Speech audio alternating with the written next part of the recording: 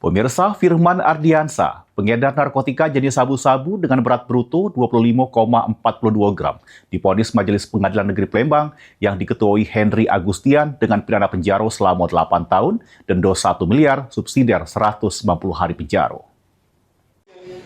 Firman Ardiansa terdakwa pengedar narkotika jenis sabu-sabu, ditangkap dengan barang bukti sabu dengan berat bruto 25,42 gram, jalani sidang putusan di Pengadilan Negeri Palembang.